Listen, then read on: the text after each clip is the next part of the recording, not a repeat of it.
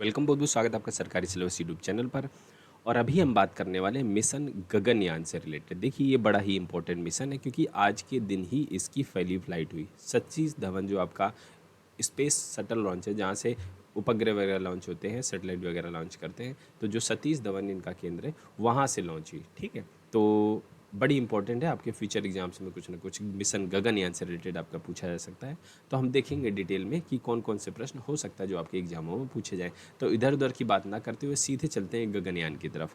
तो देखिए, गगनयान मिशन का मुख्य उद्देश्य क्या है। सबसे पहला प्रश्न, 4 ऑप्शन है। मानव को अंतरिक्ष में भेजना, उपग्रह को उनके कक्ष में स्थापित करना, सिक्योरिटी की उपग्रहों का निर्माण करना, या मानव को चंद्रमा पर भेजना। हो सकता है आप सोचें कि चंद्रमा पर अभी तो चले गए, ठीक है, अब हो सकता है मानव भेजा जाए उसमें, अभी तो रोवर वगैरह गया, सब चीज़ें हुई, तो मानव को भेजने की तैयारी हो सकती है। लेकिन नहीं, यहाँ ऑप्शंस जो होते हैं थोड़े कन्फ्यूजिंग टाइप के होते हैं। तो हो सकता है आप किसी और का चुनाव कर लें, लेकिन जो इसका सही उत्तर है वो उत्तर है कि मानव को अंतरिक्ष में भेजना है। ठीक है, चंद्रमा तो अभी दूर की बात है, अभी अंतरिक्ष में भेजा जाए, फिर वहाँ स्पेस शटल वगैरह का निर्माण हो, जब इंसान जाने लगे तो फ्यूचर में हो सकता है चंद्रमा पर भी इंसान जाए। ठीक है, तो फिलहाल गगनयान मिशन का मुख्य उद्देश्य क्या है कि मानव को अंतरिक्ष में भेजना ही मुख्य उद्देश्य इस मिशन का है।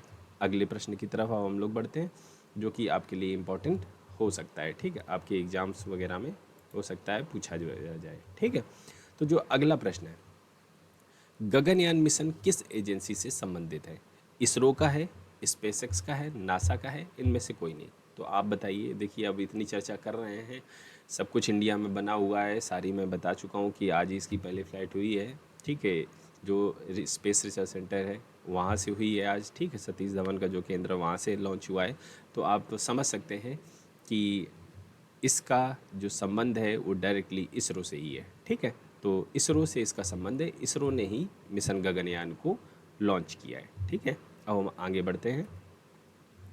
गगनयान मिशन में कितनी टेस्ट फ्लाइट प्रस्तावित है, कितनी फ्लाइट इसमें होंगी, कितनी बार जो है ना रॉकेट लेके जाएगा। ठीक है, तो इसमें 3 मानव रहित उड़ान, 2 मानव रहित उड़ान तथा 1 मानव सहित उड़ान, 2 मानव रहित उड़ान, ठीक है, तथा 3 मानव सहित उड़ान। तो इनमें से कौन सा ऑप्शन आप चुनेंगे। तो देखिए, कोई भी मिशन होता है जैसे, तो शुरुआत में एक ट्रायल रखा जाता है। डायरेक्ट आप मानव को भेज दोगे तो कुछ गड़बड़ हो गया तो दिक्कत की बात है कि नहीं। तो पहले तो टेस्ट फ्लाइट रहेगी, मतलब कि मानव रहित रहेंगे। तो इसका जो ऑप्शन है वो 2 नंबर वाला सही है। 2 मानव रहित उड़ान होगी, फिर उसके बाद में फाइनल जो होगी 1 मानव के सहित उड़ान होगी, अगर ये दोनों सक्सेसफुल रही तो गगनयान मिशन में कितनी टेस्ट फ्लाइट है, 3 है। पहले 2 मानव रहित होगी, बिना मानव के जाएंगी। लास्ट वाली जो रहेगी मानव सहित उड़ान, अगर पहले की दोनों सही रहती हैं तो। ठीक है, तो जिसमें आज का एक था, तो उसमें कुछ खराबी आने के कारण उसका टेस्ट डिले कर दिया जाए। हो सकता है डेट वगैरह कोई नीचे फ्यूचर में बताएं इसरो, तो उस डेट में जो है ना पहली उड़ान संभव की जाएगी। ठीक है, तो ये आप ध्यान रखिएगा। अब हम आगे चलते हैं।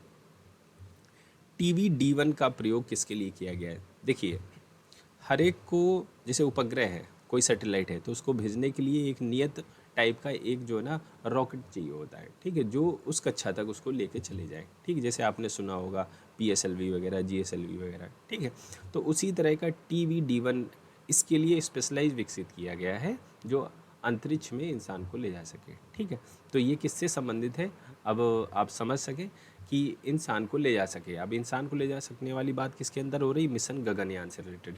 तो ये किसके लिए प्रयोग किया गया है, मिशन गगनयान के लिए प्रयोग किया गया है TV-D1 का प्रयोग।